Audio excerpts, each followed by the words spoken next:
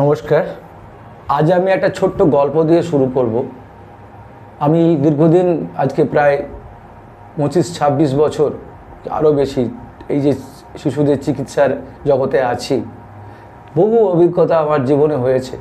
এই যেই চেম্বারটাতে আজ আমি এখানে বসে আছি, এইখানেই আমি একটি মা তার বাচ্চাকে আগে আমি দেখতাম, ছোট্ট বয়স থেকে আমি তাকে দেখতাম।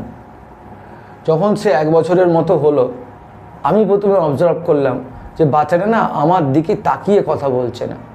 আমি তখন সেই বাচ্চাটিকে পাঠালাম আমাদের যে college, institute of child health, park সার্কাসে, এবং ওনারা ফ্যামিলি গার্জেন সেখান থেকে তারা নিম্যান্সেও চলে গিয়েছিল, ব্যাঙ্গালোরে।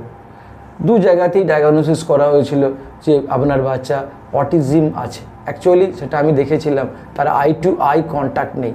এই যে আমি আজকে ভিডিওর সামনে দাঁড়িয়ে কথা বলছি, ভিডিওটার দিকে তাকিয়ে আছি, একটা ছোট বাচ্চা যদি আই টু আই মায়ের সঙ্গে বাবার সঙ্গে কথা না বলে, যদি নিজের জগতের ভেতরে থাকে, নিজের মতো গান করছে, নিজের মতো থাকছে, কিন্তু সে কারোর দিকে তাকাচ্ছে না, প্রথমেই ধরতে হবে এটা অটিস্টিক বাচ্চা কিনা। কত বছরে কম বয়স ধরা যায়? মিনিমাম 1 বছর।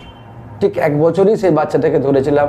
তারপর দিনের পর দিন সে মাকে আমি কাঁদতে দেখেছি। আমার কাছে এসেছে, বহুবার এসেছে, তার জ্বর সর্দি কাশি নিয়ে এসেছে, কিন্তু তার অটিজম যে ট্রিটমেন্ট, যখনই কলকাতাতে চিকিৎসা হবে, ব্যাঙ্গালোরে চিকিৎসা হবে, একটাই কথা বলা হয় যে আর কোনো বাচ্চা নেবে না, নো সেকেন্ড ইস্যু। কারণ বাচ্চাটার উপরে, এই বাচ্চাটার উপরে এতটা কেয়ার দিতে হবে যে তাকে ট্রেনিং দিতে হবে। অটিজমের চিকিৎসা কী বলা হয়? Training, training and training.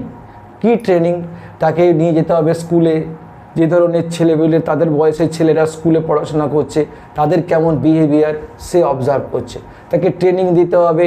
সে যেহেতু ডাইরেক্ট ল্যাঙ্গুয়েজগুলো বুঝতে পারছে না, অন্য রকম কতগুলো মডেল দিয়ে, স্ট্রাকচার দিয়ে, যে এইটা মোবাইলটা অফ করো, অন করো, কি তুমি পটি করতে যাও, পটি করতে যেও না, কি ড্রেসটা পরো, কি ব্রাশটা করো, এই যে ট্রেনিংটা দেওয়া, তার ব্রেনটা না মনে রাখতে পারে না।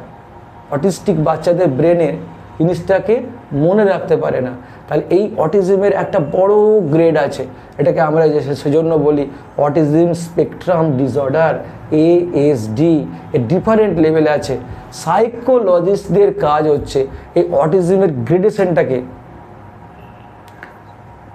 প্রথমে বার করা।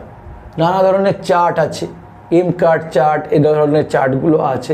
তারা দেখে যে কত পার্সেন্টেজ ওর প্রবলেম আছে, সেই অনুযায়ী আমরা বলতে পারি যে মাইল্ড যদি হয়, যে একটু যদি ভালো করে ট্রেনিং দেওয়া হয়, ও আস্তে আস্তে সোশ্যালি অ্যাক্টিভ হবে, সোশ্যালি এফেক্টিভ হবে। সিভিয়ার হলে তাকে আরও দীর্ঘদিন ট্রেনিং দিতে হবে। এই অটিস্টিক বাচ্চার আরেকটা প্রবলেম থাকে, এরা মাঝে মাঝে এরাও অ্যাগ্রেসিভ হয়ে যেতে পারে, এরাও মাঝে মাঝে হঠাৎ করে প্রচণ্ড ঝোঁকালো হয়ে যেতে পারে, হঠাৎ করে খুব রেগে যেতে পারে, এবং হাইপার অ্যাক্টিভ হয়ে যেতে পারে। তাহলে শুধু অটিজম একলা থাকে না, অনেক সময় হাইপার অ্যাক্টিভিটি থাকে, অনেক সময় অ্যাগ্রেশন থাকে। তাহলে সেইগুলোকেও পাশাপাশি আমাদেরকে কমব্যাট করতে হয়, লড়াই করতে হয়, ওষুধ দিতে হয়। এটা আমাদের ডাক্তার হিসেবে করতে হয়। সাইকোথেরাপিস্টরা ওই পার্টটাকে দেখে যে আমি লার্নিং যে শেখাবো, টিচিং যে শেখাবো, মাকে কি শেখাবো, তার সবচেয়ে নিয়ারার কেয়ার গিভার আমি ধরে নিলাম মা, তাকে কেমন করে শেখাবো। সাইকোলজিস্টের কাজ অটিস্টিক বাচ্চাকে শুধু স্ক্রিন করলো, অ্যাকচুয়াল ট্রেনিংটা দিচ্ছে তার গার্জেনকে, যে তুমি কেমন করে ওকে শেখাবে, যে তুমি ড্রেস আপ করো, কি আমি টয়লেট যাব সেটা বলো, কি তুমি স্কুলে কেমন করে নিয়ে যাবে, নর্মাল পড়ার মতো পড়বে না। তাহলে তাকে এই যে স্পেশাল পড়া, তাকে স্পেশালভাবে টাইম দেওয়া, সেই ক্ষেত্রে তাকে অন্য একটা বাচ্চা নিলে তো সে সেটা করতে পারবে না। এই জন্য বলা হয় সেকেন্ড ইস্যু নেবেন না। এইবার এর পেছনে অনেক পজিটিভ দিক, নেগেটিভ দিক আছে। আমাদের প্র্যাকটিক্যাল রুরাল বেঙ্গল এর একটা আলাদা সিনারিও আছে, অ্যাকচুয়াল পড়া আর প্র্যাকটিক্যাল জায়গা, সেগুলো নিয়ে আজ আমার আলোচ্য বিষয় নয়। আমার আলোচ্য বিষয় এটা যে আপনারা লক্ষ্য রাখুন আপনাদের বাচ্চাদের মধ্যে এই ধরনের বাচ্চা যখন ডেভেলপড হচ্ছে, eye to eye contact develop করছে কিনা। যদি তারা নিজের ভেতরে থাকে, যদি তারা এরকম ধরনের হাইপার অ্যাক্টিভ বা নিজের মতো থাকার মতো হয়, ডাক্তারবাবুদের সাথে যোগাযোগ করুন। চাইল্ড স্পেশালিস্ট বা এই child health care Arambagh number আমরা দিয়ে রাখলাম। এইখানে আমাদের স্ট্রাকচার্ড সিস্টেম আছে, ডক্টর, আমি নিজে, সাইকোলজিস্ট আছে, স্পিচ থেরাপিস্ট আছেন, যে ট্রেনার স্পেশাল এডুকেটার রয়েছেন। সুতরাং সেখানে আমরা এই থেরাপিগুলো আপনাদের বাচ্চাদের জন্য দিতে পারবো, যেটা করতে গেলে আপনাদেরকে কলকাতাতে মিনিমাম যেতে হবে।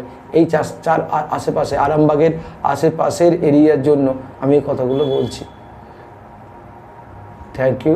আপনাদের যদি কিছু প্রশ্ন থাকে, যদি কোনো বাচ্চা এরকম থাকে, অবশ্যই আমাদের সাথে যোগাযোগ করুন। Thank you.